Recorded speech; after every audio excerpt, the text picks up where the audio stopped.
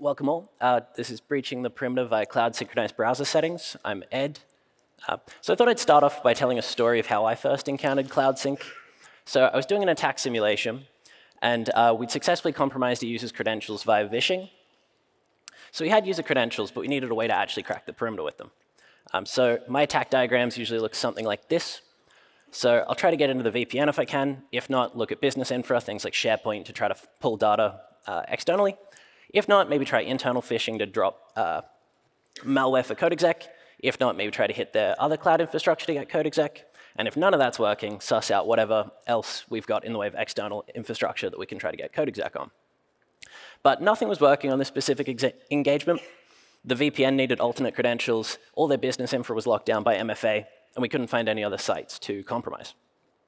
But someone gave me a tip that potentially enrolling in Intune might circumvent MFA. So I spun up a VM, and then I enrolled in Intune, and it worked without a hitch. But then when I opened up Edge to try to see if I could then hit their M365 with this new permissions, I found that not only was I already authenticated, but I had a whole pile of the user's passwords, history, and even credit cards that were already in my browser. And as you can imagine, I was reasonably perturbed by this. And it turns out that Intune automatically enables sync in a whole bunch of different circumstances, such as this one. And as this user had sync enabled on their end as well, I had a whole bunch of information that wouldn't have been accessible to me using my traditional means. From this, I ended up being able to find credentials to an IIS server, so we managed to crack the perimeter using that final technique there. But after the engagement, I wondered, what else does sync allow? Because I hadn't really seen much in the way of documentation online about this. Which led to the exploration I'm going to share with you all today, coming down to one key question/attack primitive, which is about malicious links. Specifically, what is the worst thing that can happen when a malicious link is clicked? So traditionally, you might look at things like credential phishing, but this isn't necessarily going to help you crack the perimeter, and you're relying on user interaction. Similarly, you can try to download malware through things like internal phishing or external phishing, but again, you're relying on internal user interaction and potentially some additional limiting factors such as application allow listing. On the more complex side, you've got things like cross-site request forgery, which can give you code execution, but usually requires an immense amount of context that you're just not going to have as an external attacker. Similarly with browser exploits, there's just too much context that you won't have if you want to reliably exploit something rather than trying to spray and pray. So really today's goal is to talk about how sync gives an attacker an immense amount of context and some unique ways to incubate payloads through sync that are just unavailable without sync. So as a quick who am I?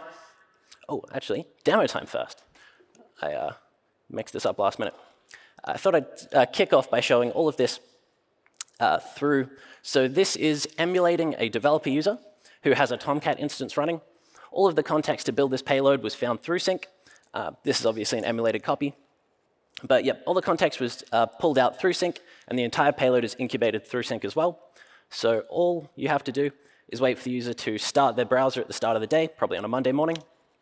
And then I've just opened the Tomcat web root so that you can see the payload in action. When they open it, they get sent to their Tomcat. A little weird. A web shell appears. And then my VM is slow, unfortunately, but we get calc. So this is the kind of key way to consider sync. It's just a whole bunch of different ways to get context and then use that context in weird and unexpected ways. Yep, so as a quick who am I? I'm Ed, or Jank on socials. Started in robotics, moved into ML, ended up being a pen tester, which I've been doing for the last 6 years. Got the usual hacker certs, a few CVEs, and I currently am a CTF challenge designer for the AI Village at DEF CON. So as a quick intro, outline for the day, I'm going to go over a quick intro on how sync works, the actual inner workings, go over 5 different case studies for different attack primitives that sync allows, demonstrate a whole bunch of vulns, including a couple ways to get code exec, talk quickly about prevention and detection, and then talk about automated emulation of these techniques. So as a quick intro to Cloud Sync, it's a feature in every browser that allows for a consistent state between devices. As such, it's built for remote devices to be able to authenticate and pull down this data through the cloud. In general, the sync settings are extensions, settings themselves, passwords, history, user data, that kind of thing. And they all periodically pull down data from some form of cloud server to update the local device state. One other key question that I often get when I talk about sync, especially when I was discussing some of the features/vulnerabilities, depending on your perspective, that we're going to show off in a bit, is what's the actual likelihood of compromise through cloud sync? So as we talked about, M365 is very sneaky and sometimes turns itself on without you even realizing it. And especially if you're using either M365 or Google Business Suites within your enterprise, there's a high chance a lot of users have this on anyway, just for convenience's sake. And also, just anecdotally, I've seen a whole bunch of personal browser sync accounts in reasonably serious enterprises for similar convenience features. But because these are personal accounts, they often don't have MFA. And you'll have basically no visibility on what they're doing because they go to the same sync endpoints as your trusted equivalents. This takes us to the case studies. So each of these case studies were done on a fully patched Chrome, Edge, and Firefox browser. And the base assumption is that the user is using this browser regularly. So maybe restarting the browser at the start of the day. Other than that, browsing sites, entering passwords, etc. So the first case study explores passive actions, which is really just anything non-overtly malicious. The key thing here being, what can you do without any real notification to the user? And the first couple of things that stood out immediately are things like passwords and the locations to where those passwords are used. Autofill data, which can include sensitive info such as credit cards themselves on top of the actual credit card features. And history. And the keynotes on history being that it gives you the full get parameters for the pages that were browsed to, and also gives you the internal title. So even for an intranet site, you can read the title through cloud-synched, which can give a whole pile of context to an attacker. Typically, you can just look through the GUI to find this info, but if you want to get into the nitty-gritty, there's features called sync node browsers, which allow you to see all the data that's actually stored within Sync. So from this, you can pull out everything, even the stuff that's hidden through the GUI. Edge and Chrome have this by default at /sync or sync internals. Firefox is a bit trickier. There's an extension to emulate this functionality. But the key information here is that you can pull out a lot of stuff that you can't see through the GUI, especially in Firefox, which hides a lot more. And on top of this, every single piece of data within the sync node has to be timestamped, because that's the way it knows that the state has changed, such that it can update your local state. So every single piece of data in here is timestamped, which allows you to triage the most recent information to see what a user is most recently mucking around with. One of the interesting features, specifically in Edge, is these three settings here. When all three of these three settings are set, Edge will automatically save your passwords without asking. And all three of these features are cloud-synced. So even if a user has no passwords stored within Edge, all you need to do is set these three settings, and you functionally have a keylogger on your user. They will get a minor notification, but again, they're not going to realize that something overtly malicious has happened, as they haven't done something like clicked a link. They've just used their browser regularly. So that wraps up case study 1. Case study 2, which informed basically the rest of the attacks, is about forced navigation in setting the user's start page. So you can set the start page with basically any URL you want, which can allow for a whole variety of different things. Mostly it works the same kind of way as phishing, with slightly more trust because the user hasn't clicked a malicious link. They've just opened their browser. So this allows for some the usual kind of phishing attacks. Things like spoofing a trusted site to drop malware is pretty usable because you can point them at any kind of fake site, and they're probably not going to check the URL because they haven't specifically navigated to it. In this specific example, just emulating the Chrome update to try to convince a user to click it that way. These attacks get significantly more insidious via the use of the JavaScript URL rather than going to an HTTP site. If anyone doesn't know, if you put JavaScript into a URL, it'll just run as long as it goes JavaScript : whatever, which allows you to get XSS on typically the current page, but in this context, when you set it as the start page, it'll run in a domainless context, but it can allow for some more insidious versions of this technique where you get basically no external callouts. The entire malware just comes from Sync, which can make it a bit more tricky, and I'll show off a full demo of that a bit later on. Unfortunately, as we said, this is a domainless XSS, so it can't be used to, say, exfiltrate data. However, Edge has another very cool feature, which is the home button. So the home button also allows embedding arbitrary XSS. This one is a universal XSS, so all you have to do is set the start page to any page you want to run the XSS on, and then set the home button to whatever JavaScript you want to execute. In this case, just sending it to Microsoft to pop an alert box showing off the cookies.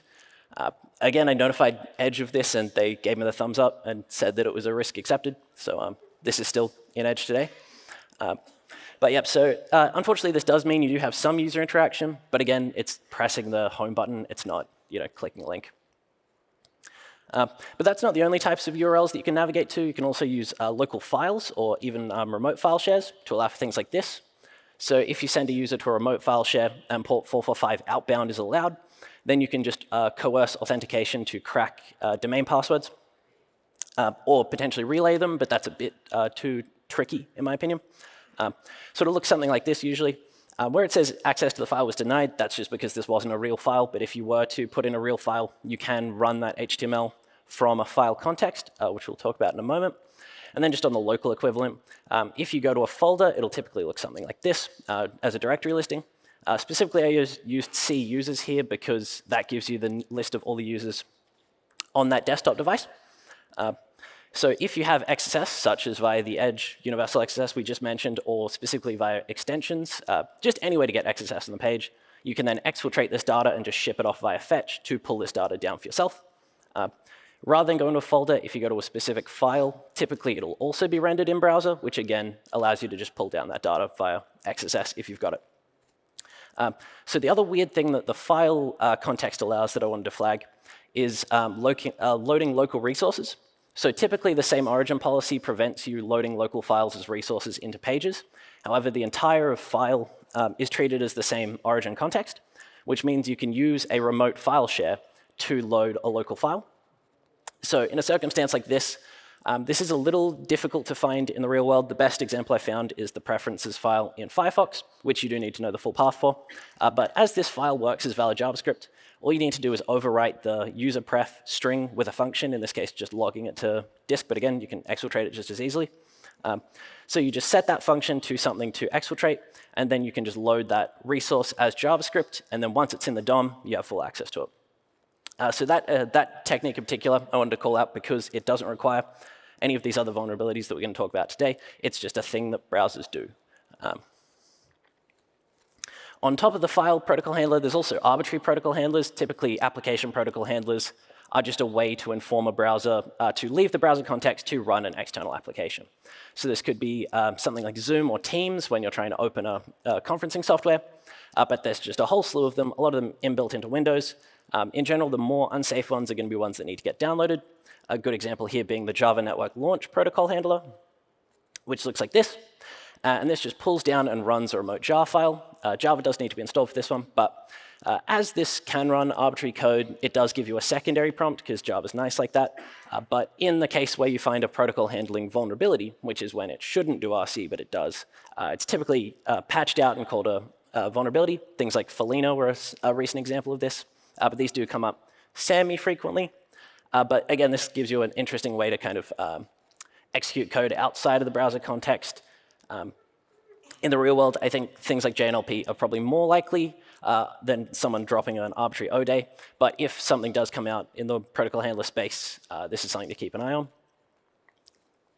And last but not least, malicious extensions by default are synced if the browser vendor approves them, which means there is a limit to how overtly malicious these extensions can be. But malicious extensions get approved every day.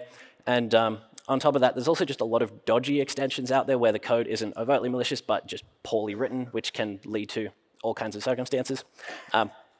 As such, rather than trying to get malicious extensions published for each of the browsers, I just use local developer extensions, which gives you a lot of that same functionality. It just won't sync. And then when testing, I just chucked it on the victim device, and then used a couple real extensions to validate sync was working the way that I thought it would. So the key thing here, malicious extensions also allow you to set some settings, but within a sync context, we have access to all these settings anyway, so it doesn't really matter. But we get the ability to read and write arbitrary data to any page that the user browses to. And as we've now shown, we have access to a whole bunch of things that aren't just websites, which allows you to do cool things like this, where you set the user start page to, in this case, an SSH private key, and then we use the XSS within the extension to, in this case, chuck it in an alert box. But again, you can just wrap up and exfiltrate whatever data you send them to on sync. This version is overtly malicious, but I'll show some sneakier examples of how this can be done. But that basically wraps up the case studies. Unfortunately, each of the case studies informed the attacks for subsequent case studies, so it kind of turned into just a mess of lines. So instead, I thought I'd talk about it all and then show off all the actual exploits. So yeah, we've shown there's a whole bunch of info theft, both actively and through some passive attacks, including being able to pull down arbitrary files. Full control of the victim URLs, which includes not just HTTP, but a whole bunch of different protocols with a whole bunch of different attack vectors. Auth coercion for cracking and relaying. Viewing local and remote files. And then the ability to trigger external applications. So as I mentioned at the start, wherever anything to me looked like a vulnerability, I've told the browser vendors, and basically everything's been risk accepted. The few things that haven't are still getting discussed with the browsers.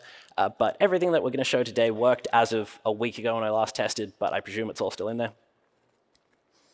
As we talked about, forced password theft, I think, is probably one of the most likely things you'll see in the real world, just because it's so easy to do and so non-overtly malicious. So all you got to do is set those 3 settings, and then the user will get a little prompt like that that just says their password was saved. But again, they're probably not going to assume anything malicious has happened. And on top of that, if they do freak out and decide that they don't want their password saved and delete it in sync, it is already too late because the attacker can just log their sync requests as they come in. So once you try to clear data from sync, it doesn't really help as long as you've already got a copy of it. For something more overtly malicious, using that attack primitive we showed earlier where you can browse to a local file and then exfiltrate it via an extension, all you need to do on top of this is just throw in a redirection to whatever their start page was.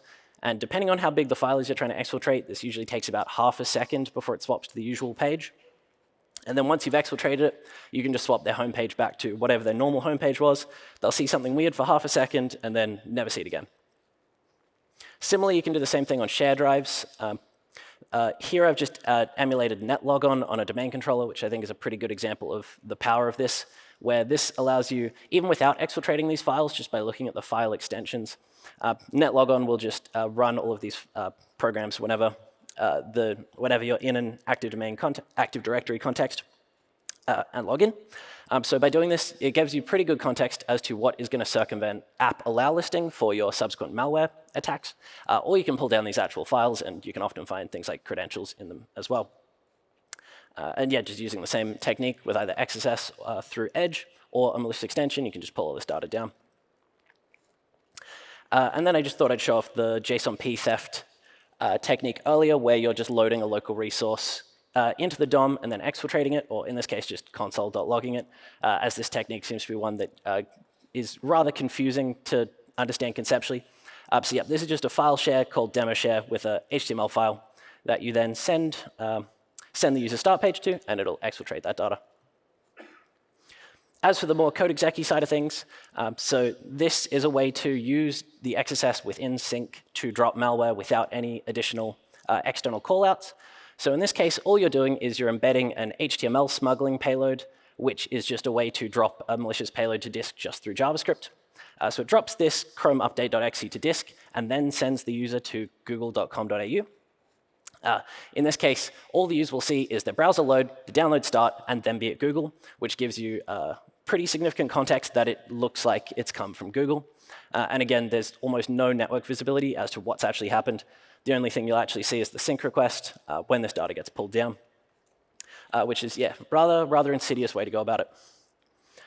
For something that's, again, got a higher likelihood of getting clicked but is a little more difficult, you can also just hollow out download functionality on pages that the user browses to, wait for them to download a trusted executable somewhere.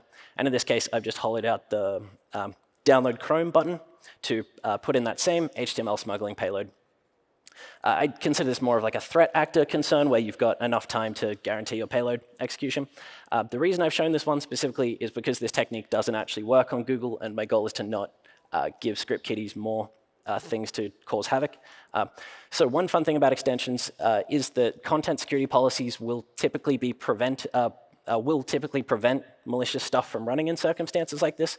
So you actually can't do this hollowing attack on Google, but other sites it absolutely does work, and it's literally as easy as just pulling down the HTML, finding the download functionality, hollowing it out, and then throwing in your malicious payload instead. Onto the direct code executions. So this is from the white paper, where I've just added a protocol handler vuln to demonstrate these techniques, as I don't have any available, but these things do come out all the time. I'd recommend keeping an eye on them. So in this case, this is just a command injection vulnerability through msdt.test, in this case, just sending it to calc to open a calculator. So there's a full POC in the white paper for this. But if you set a user's start page to a protocol handler, all they'll see is this prompt. And then the fact that it says Windows command processor there is just because that's the first process that is run by this protocol handler. If this was something like Office or something like Adobe, they'll just see that instead, which again increases the likelihood that your user is going to click it. The other key point I wanted to flag. So this is the Tomcat exploit from earlier and the way to obtain all of that context and incubate it all through Sync. So in this case, by looking through the user's history, we can see that they've got a Tomcat server running locally on port 8080. And by looking at the fact that they've gone to manage/HTML, which is the admin endpoint, there's some reasonable inference there that they've got admin credentials. And because the title is saved in Sync, you can see the full version there of 9.0.82. And then by correlating that location with the password saved, in this case localhost 8080, you can pull down the admin credentials for Tomcat. This then gives you all you need to build that cross-site request forgery payload. And then the only other limitation is you need to run it from the Tomcat endpoint itself, such that it bypasses CSRF and same origin policy protections. So as we showed earlier, you just send them to that Tomcat server by setting the start page or by using a malicious extension, and then using XSS through either the extension or through the Edge XSS to launch this payload. As we talked about with desktop credential compromise, this gives you a copy of their net NTLM v2 hash, which can then potentially be cracked by something like hashcat. In this case, I've just given it an easy password to demonstrate. Relaying attacks may also be possible, but again, it's a little harder, and you won't be able to hit the local server. You'll need to find something else internally, which requires additional limitations. But taking these credentials, we can do a different form of code execution through CSRF, this time via WinRM. So WinRM is just a remoting protocol, which, if you have administrator privileges, allows you to just run arbitrary code. As it has a web endpoint, you can do the same thing as Tomcat, just send them to this local host, and then embed the payload within an extension or within the home button, and then launch this payload when the user restarts. The key thing that I wanted to kind of demonstrate with both of these code executions is you shouldn't necessarily be looking for Tomcat, or I would look for WinRM because it's generally all over the place.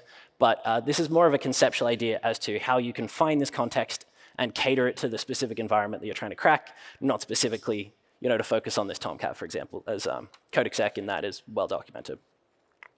One final thing I wanted to touch on, but I won't get into too deeply, is all of these settings are just saved on disk, usually in the profiles directories. So there's a whole bunch of settings that aren't cloud synced because they're quite unsafe. And as such, if you have write privileges to these, you can just set those unsafe settings yourself. So without going into it too much, as it's a little too adjacent to a couple of vulns that haven't finished being patched yet, there's a lot of very easy RCEs in here from a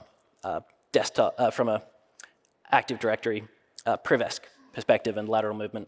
If you have write privileges on these files, which is typically already got admin and you're just trying to move laterally. So to summarize the attacks we've looked at, there's significant info theft, actively, passively, being able to pull down arbitrary files, full control of the victim URLs, including a whole slew of protocols. This is by no means the entire list of protocols that are out there that would be unsafe. These are just the ones that I've found that have interesting things in them. Auth coercion for both credential cracking and relaying attacks, and potentially use for attacking internal sites with things like WinRM. Viewing local and remote files through the file context to allow you to circumvent some same origin policy protections. The ability to trigger external applications with things like protocol handlers. And then request forgery attacks that circumvent the SOP, which gives you a whole bunch of different ways to get code exec, depending on what internal apps are available. That is one thing that I don't know if I covered, but these don't have to hit the local site itself. This could hit any internal site or any external site that has IP allow listing. Because the attack is fully derived from the user's browser, it can hit anything that they can hit. And then finally, there is some lateral movement tech in there as well. So to quickly cover off defense, as far as prevention goes, when I discussed this with the browser vendors, they basically told me to harden these browsers towards sync attacks, don't disable sync. However, as we've seen, there's a whole bunch of seemingly innocuous features that end up being pretty dastardly in the context of sync. So my personal recommendation is just to disable them, both at a cloud level and a device level. Doing it at a cloud level will lock down all of your accounts, but it won't help you against untrusted accounts being synced within your domain. So doing it at a device level as well through group policy helps with that. There's full information on this in the white paper as well. And then I would absolutely recommend decoupling your password manager from your browser. It's just too open an attack surface, in my opinion. And then just additional recs. We've only looked at Windows and these three browsers today, so I would recommend looking at all the other browsers that are in use within your organization and any other desktop environments that may need different hardening. And then if there are any personal browser accounts in use in your environment, I'd also recommend looking at them already, just because you get very little visibility on them, and they're very powerful for things like data exfiltration as well. So I'd have a look at those if you do happen to stumble across them whilst looking at this stuff. As for detection, this is all reasonably top level.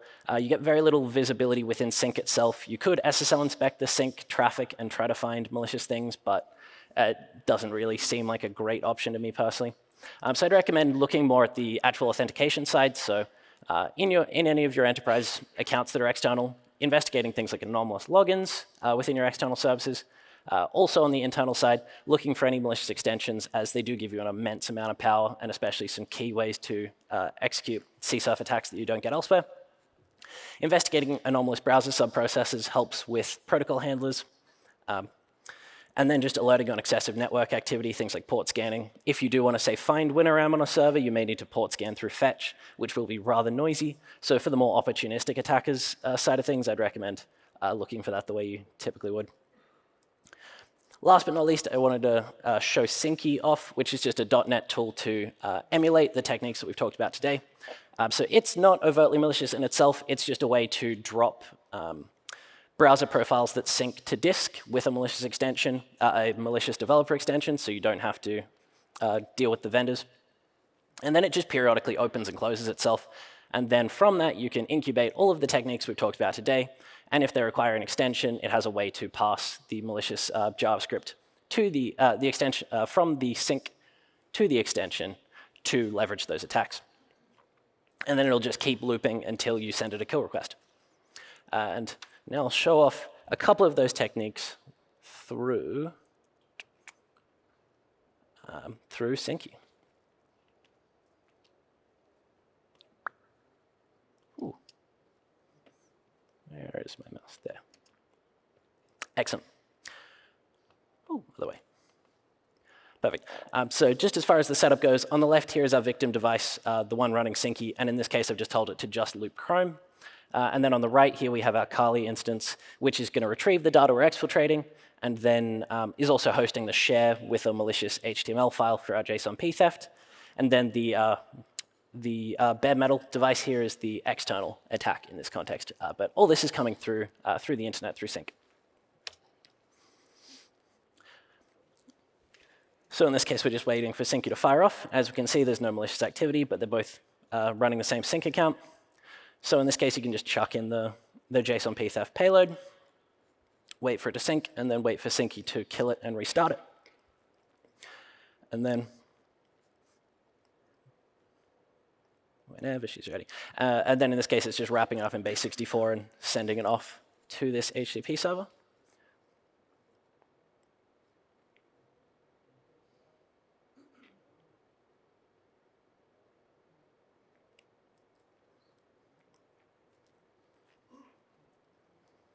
So in this case, we're just pulling down that prefs.js file we saw earlier.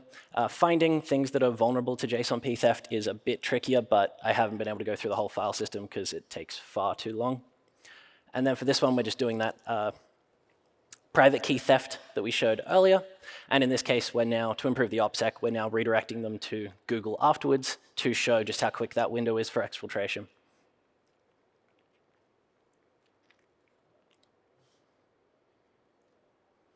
And then once you've got that exfiltration once, you can just clear out that home page and they'll never see it again. And then this is the WinRM exploit. So in this case, sending them to localhost 5985. And then this exploit has the credentials embedded within it that we compromised earlier via cred cracking.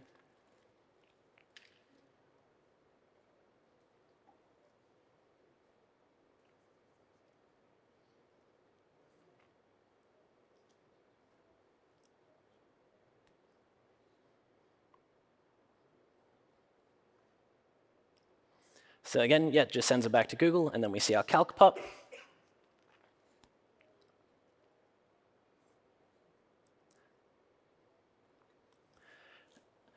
And then that's basically the way Synky works. You can just keep sending payloads to fill as much logs or set off as many alerts as you want. And then whenever you're done with it, you just send through, in this case, it's literally just set to super secret kill code.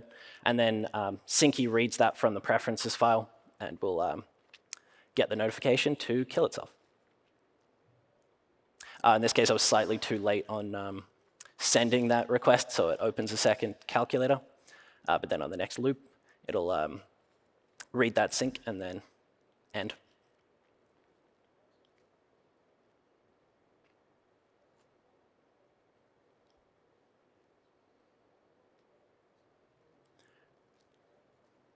And there we see kill received. And then Sinky stops itself. It currently doesn't do a full wrap of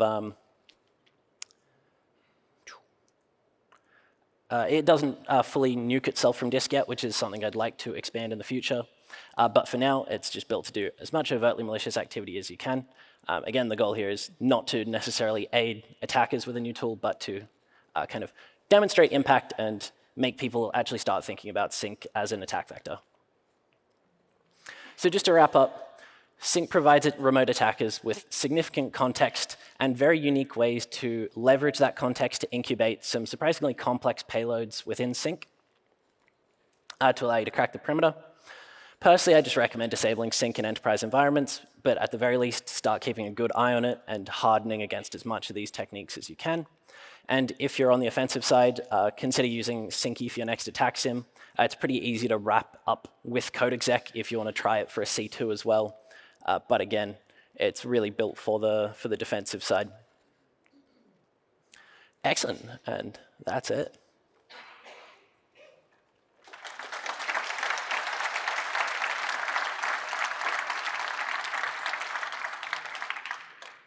Yep, so Synky is coming out this Arvo, and the white paper will be up on the briefings page as of tonight if you want to look at the actual exploits themselves, plus a few others that I didn't have time to get into.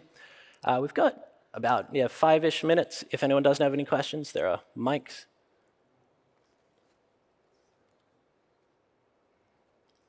Hi, thank you very much for the presentation. I just wanted to ask, because in the demo, basically, there is like, you run Synky on the local machine, which you're like trying to exploit? Yeah. So like, is that just for demonstration purposes? Because if you already have access to the machine, why there is the point to actually perform all the attack when you can just exfiltrate the files? Yeah, exactly. Yeah, so the beauty of, or not necessarily the beauty, but the goal of Synky is to allow you to just chuck a device somewhere on someone's enterprise to emulate these techniques, to start sending off alerts and whatnot, without having to actually have a user getting compromised and periodically having their browser mucked around with. So this is just something that you can chuck on a network on any device and just leave it plugged in and generate whatever alerts you want or start doing malicious activity whenever you want, as opposed to, like I wouldn't be using this for a rat, for example, for an attack simulation. Okay, thank you.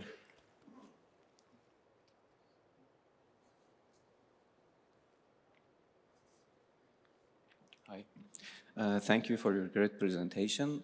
I just have a question regarding using third-party password managers extension on the browser. How is the likelihood of the exploitation possibility in these cases? The only one I've looked at was LastPass, just because I was curious if there was any metadata that gets synced, because extensions can allow for syncing of metadata. I didn't see anything sensitive in there, but in general, I'm personally an advocate for using desktop versions of password managers for as much security as possible, just to kind of avoid the Wild West that is browsers from having anything to do with your passwords. But it's really up to your own risk tolerance. I know some people who use multiple password managers that concatenate their passwords together, and that just seems awful to me. So really up to your own risk tolerance. Thank you.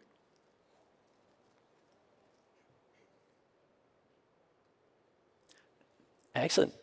Seems like there's nothing else. If you do have any other questions, feel free to hit me up in the hall. Otherwise, cheers for coming.